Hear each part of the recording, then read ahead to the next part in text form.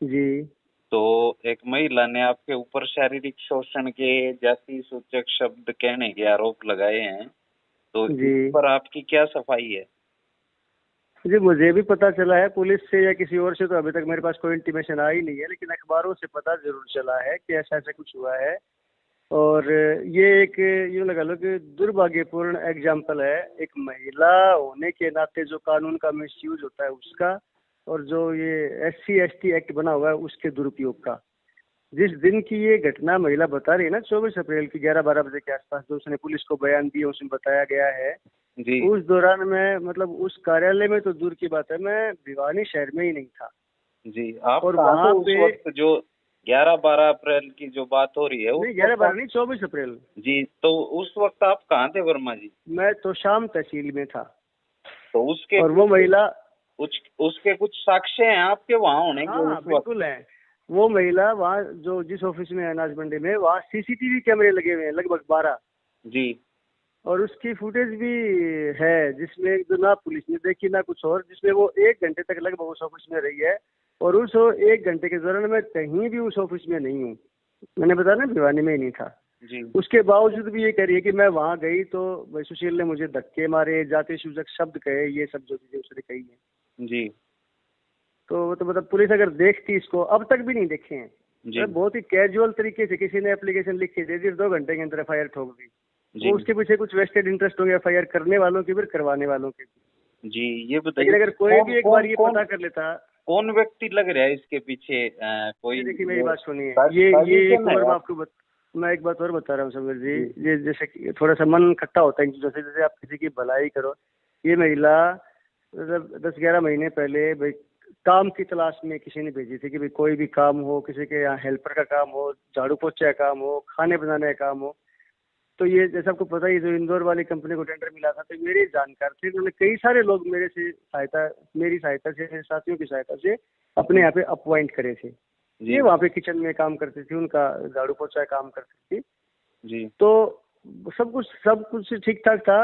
अब शायद मार्च के महीने में ये बिना बताए वहां से गायब हो गई कि ऑफिस में आना बंद कर दिया। जी तो जब किसी ऑफिस में कोई नहीं आएगा, इन्होंने पूछताछ करी होगी, इसने बताया कि मैं तो बीमार चल रही हूँ और कुछ नहीं पता मैं कब तक आऊंगी। उन्होंने कोई और लगा ली, जी एक कपल लगा लिया, हस्बैंड वाइफ दोनों। वो लड़का है वो भाई झाड़ू पोछा करने लग गया, और लड़की लेडी है, उसकी वाइफ है, वो खाना बनाने का काम करने लग गई। जी तो ये परसों आई, बता रहे हैं 24 तारीख को, ऐसे अब्रप्टली। मेरे पास भी 1-2 बार बीच में फोन किए थे, तो मैंने इनको कहा भी था।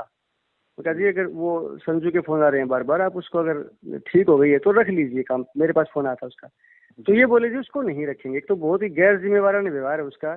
अगर उसको छुट्टी पे जाना था, बीमार थी, तो कम से कम किसी को तो खबर करके जाती है। अब यहाँ पे तो ऑफिस में तो खाने की भी जरूरत होती है, चाय पानी की भी जरूरत होती है। 10-10 दिन जिस कार्यालय में झाड़ू पोछा नहीं हो, बाहरी तक नहीं निकले, तो फिर उस कार्यालय का हाल आप समझ। मैंने कहा ठीक है, फिर आपकी मर्जी। ऊपर से वो बोले कि भाई ये बीच में इसकी चोरी चकारी की भी कुछ घटनाएं सामने आई हैं।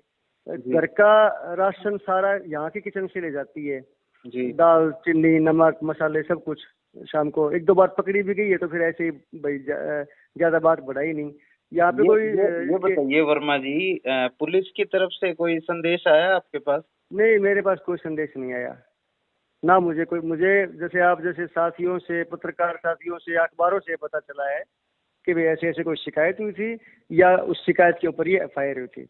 मुझे पुलिस की तरफ से, किसी भी कर्मचारी अधिकारी की तरफ से कोई भी इंटीमेशन नहीं है। ना तो तब आया जब ये कंप्लेन उसने दी, और ना ही तब आया जब ये FIR हो गई। जी जी जी मुझे पूछते तो मैं बता ही देता सारी बातें, जाके दिखाया था।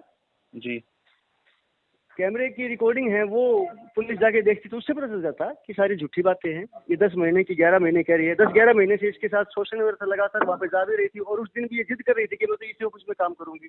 जिस जगह किसी के साथ कुछ शोषण होगा, जिस जगह किसी के साथ कुछ गलत हरकत होगी, आप फिर से जिद करोगे कि मुझे तो वहीं रहना उसी ऑफिस में। जी जी और 1 सितंबर से उसने काम शुरू किया है। मेरे ख्याल से पूरे पूरे 9-10 महीने बनते भी नहीं होंगे, यानी कि पहले ही दिन आपके साथ शोषण होना शुरू हो गया था। और फिर भी जी आप उसी ऑफिस में थे, जबकि मैं वहाँ पे होता भी नहीं हूँ। आपको पता ही है भाई, जितना मैं थोड़े बहुत उनकी कभी कभार इनडायरेक्टली कुछ हेल्प करनी हो गई, चला गया। Otherwise I am not part of regular उस ऑफिस का कोई मेरा उसमें वो नहीं है। वो ये भी जी कंप्लेन में लिख रही है कि मेरे वहाँ पे एक जॉब कर रखी थी। जी ना तो मेरे वहाँ जॉब कर रही थी, ना वो जी मेरा जी ऑफिस है।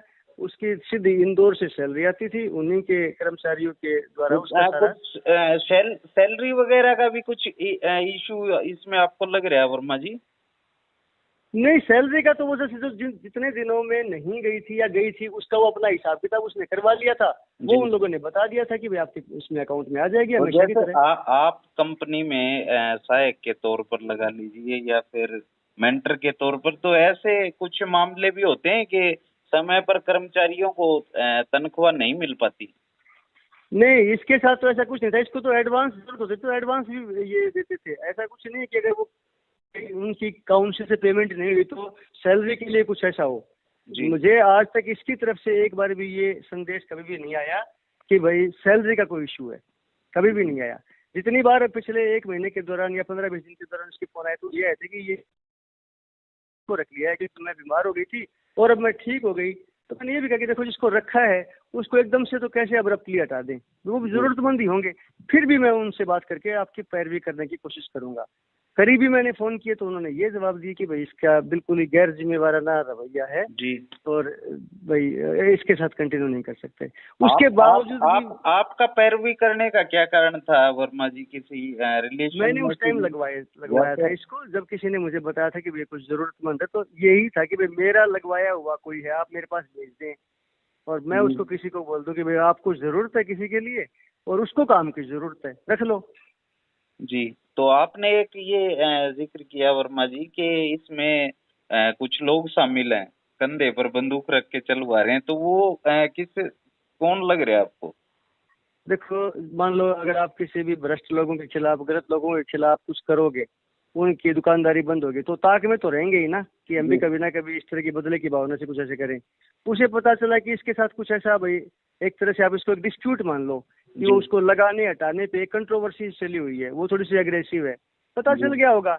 वो ऑफिस में 100 से ज्यादा लोग हैं, ड्राइवर कंडक्टर आते रहते हैं, किसी से पता चल गया होगा कि ऐसे ऐसे कोई है, उन्होंने इससे संपर्क कर लिया। मतलब वो तो लपक लेने वाली एक बात हो जाती है कि हाँ ठीक है अब ये मौके का फायदा है और कुछ भी कह दिया। लेकिन इन बेसलेस चीजों से ना तो मैं पहले कभी डरा ना कभी आगे डरूंगा। यूँ कोई भी किसी के लिए मुंह उठा के बोल, अब भी मान रही है वो जी, वो इस 1-2 दिन के दौरान जब भी किसी से बातचीत हो रही है, समय आने पर मैं रिकॉर्डिंग भी दे दूंगा और उसमें चीजें भी दे दूंगा। अब भी कह रही है कि ना ये तो मेरे से लिखवा लिया गया, मेरे ऐसी कोई मंशा नहीं थी, उन्होंने तो मेरी सदा हेल्प करी है और इसके लिए ऐसे बोला है, वो तो मेरे बेटे जैसा है। ये कंप्लेन करने के बावजूद ये चीजें बोल रही हैं। वो दे देंगे आपको टाइम आने पर, जहाँ भी देनी हो, जिस भी अथॉरिटी को, पुलिस को, कोर्ट को, कहाँ भी। तो वो अब भी बोल रही है कि मेरे बेटे जैसा है। अब भी बोल रही है कि सर ने तो मेरी बड़ी हेल्प करी है, तो फिर ये कंप्लेन क्यों करी? ये तो बोला ठीक है वो किसी के कहने में आए कर दी, खुद बोल रही है वो, आप पूछ के देखेंगे तो आपको भी बता देगी। किसी कहने में आए कर दी। जी वर्मा जी, चलिए धन्यवाद हमसे बात करने के लिए, बहुत जी बहुत थैंक यू सो धन्यवाद। मच जी, थैंक यू सो मच। धन्यवाद।